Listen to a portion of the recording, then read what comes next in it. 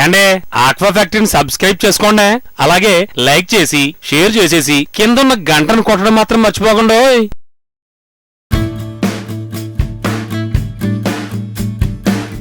Hello అండి, welcome to aqua factory. ప్రస్తుతం aqua రంగంలో వనామీ రొయ్యల సాగులో గత 2 నెలల నుండి స్లో గ్రోత్ చాలా ఇబ్బంది పెడుతోంది. ఈ సమస్య వెస్ట్ గోదావరి, ఈస్ట్ గోదావరి ప్రాంతాల్లో అయితే చాలా ఎక్కువగా ఉంది. అసలు ఈ సమస్యని ఎలా అధిగమించవచ్చు ఇప్పుడు తెలుసుకుందాం.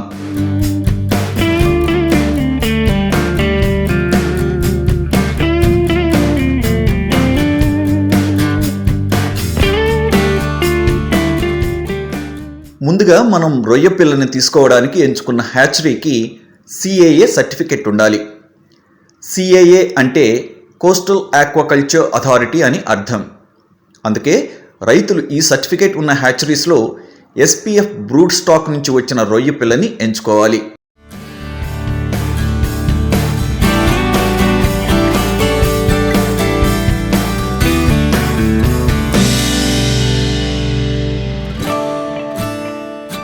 స్లో గ్రోత్ సమస్యని అధిగమించాలంటే రొయ్య పిల్లని సెలెక్ట్ చేసుకునే టైంలోనే కరెక్ట్ డెసిషన్ తీసుకోవాలి.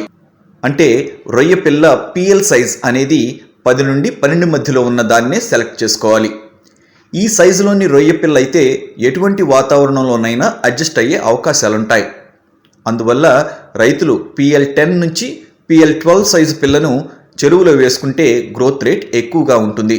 అలాగే రొయ్య పిల్ల PL సైజుతో పాటు దాని బ్యాచ్ కూడా పరిగణలోకి తీసుకుంటే మంచిది. బ్రోడర్ నుండి వచ్చిన నాపిల్ మొదటి 2 లేదా 3 బ్యాచ్లు అయితే చాలా బాగుంటాయి. ఈ బ్యాచ్లోని పిల్ల అయితే క్వాలిటీ బాగుండి మంచి గ్రోత్ను సాధించే అవకాశాలు ఎక్కువగా ఉంటాయి.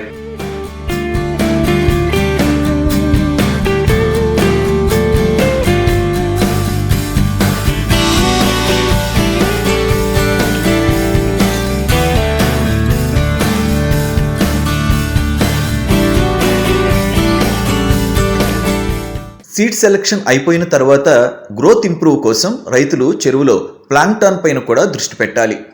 ఫైటో ప్లాంక్టాన్ గ్రోత్ను పెంచడానికి బాగా ఉపయోగపడుతుంది. ఇది నీటి ఆవరణ వ్యవస్థతో పాటు రొయ్య తీసుకునే ఆహారంతో కూడా ముడిపడి ఉంటుంది. అందువల్ల ఈ ఫైటో ప్లాంక్టాన్ అనేది చాలా ప్రధాన పాత్ర పోషిస్తుంది. అసలు దీనివల్లే రొయ్య ఆహార ప్రక్రియ మొదలవుతుందని చెప్పవచ్చు. ఈ ఫైటో ప్లాంక్టాన్ మంచిగా ఉన్నప్పుడే చెరువులోని వాటర్ మంచి కలర్ ఉండి గ్రోత్ పెంచడానికి దోహదపడుతుంది.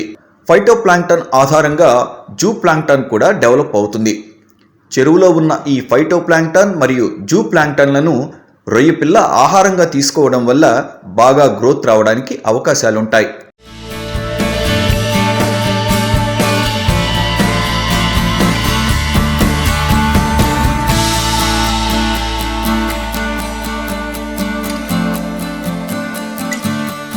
ఇక ఫీడింగ్ విషయానికి వస్తే బ్లైండ్ ఫీడ్ టైంలో రొయ్య పిల్ల ప్లాంక్టాన్తో పాటు ఫీడ్ను కూడా తింటుంది. రొయ్యలకి వేసే ఫీడ్లో ప్రోటీన్ శాతం ఎక్కువగా ఉండేలా చూసుకోవాలి.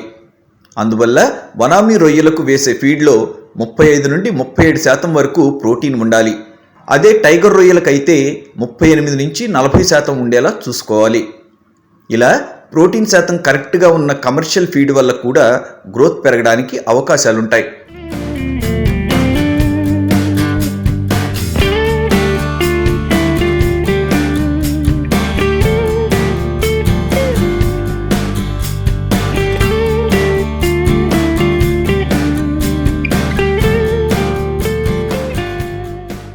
వనామీ రొయ్యల్లో ఇమ్యూనిటీ పవర్ తక్కువగా ఉంటుంది. కాబట్టి వాటికి అవసరమైన ఇమ్యూనిటీ బూస్టర్లను ఇవ్వడం వల్ల కూడా గ్రోత్ రేట్ పెరగడానికి అవకాశాలు ఉంటాయి. అందువల్ల రైతులు రొయ్యల ఇమ్యూనిటీ పైన బాగా దృష్టి పెట్టాలి.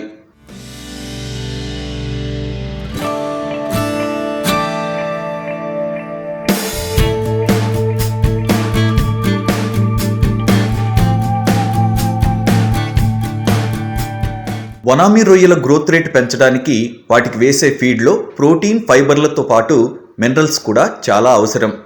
ఈ మినరల్స్ అనేవి రొయ్య షెల్ మంచిగా పెరగడానికి, మజిల్స్ బాగా ఉండటానికి ఉపయోగపడతాయి.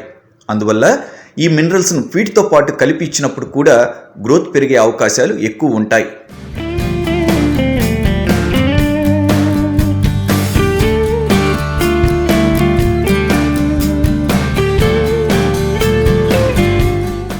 వనామీ రొయ్యల్లో గ్రోత్ పెరగడానికి తోడ్పడే అంశాల్లో మౌల్టింగ్ అనేది కూడా చాలా ప్రధానమైంది. ఎప్పుడైతే ఈ మౌల్టింగ్ అనేది సక్రమంగా ఉంటుందో అప్పుడు పెరుగుదల ఖచ్చితంగా ఉంటుంది.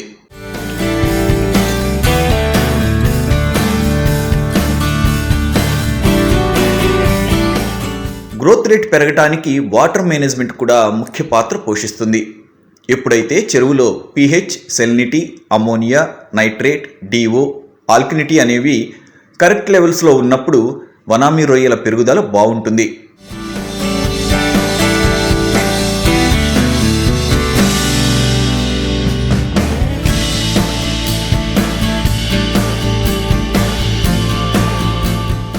వనామీ రొయ్యల్లో స్లో గ్రోత్లకు వాతావరణ మార్పులు కూడా ఒక కారణంగా చెప్పవచ్చు. అంటే అకాల వర్షాలు పడినప్పుడు చలికాలంలోనూ రొయ్యల్లో గ్రోత్ చాలా స్లోగా ఉంటుంది. ఇలాంటి వాతావరణ పరిస్థితుల్లో చెరువుల్లో DO లెవెల్స్ పడిపోవడానికి అవకాశం ఎక్కువ. ఇదే కాకుండా వనామీ రొయ్య పిల్ల స్టాకింగ్ చేసేటప్పుడు నంబర్ ఎక్కువ వేయడం వల్ల అవి ఒత్తిడికి గురై గ్రోత్ సరిగా ఉండదు. అందువల్ల చలికాలంలో తక్కువ నెంబర్లోనే రొయ్య పిల్ల స్టాకింగ్ చేయాలి. ఇలా చేయడం వల్ల కూడా గ్రోత్ పెరగటానికి ఆస్కారం ఉంటుంది.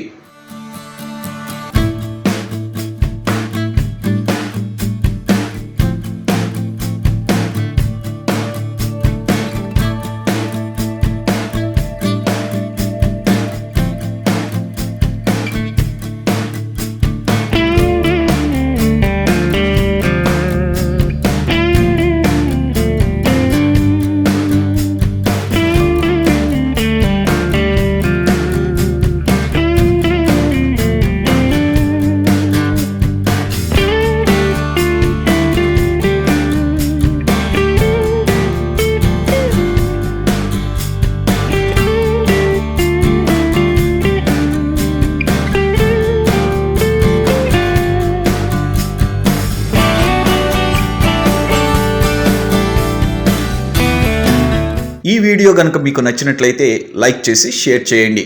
మా ఆక్వా ఫ్యాక్టరీ ఛానల్ను మొదటిసారి చూస్తున్నట్లయితే సబ్స్క్రైబ్ చేసుకోవడం మర్చిపోకండి. మరిన్ని ఇంట్రెస్టింగ్ వీడియోస్ కోసం చూస్తూనే ఉండండి ఆక్వా ఫ్యాక్టరీ.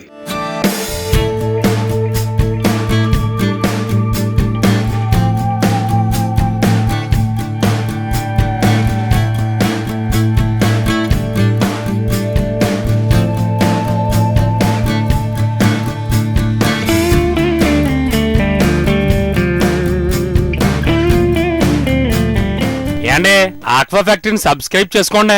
అలాగే లైక్ చేసి షేర్ చేసేసి కింద ఉన్న గంటను కొట్టడం మాత్రం మర్చిపోకండి.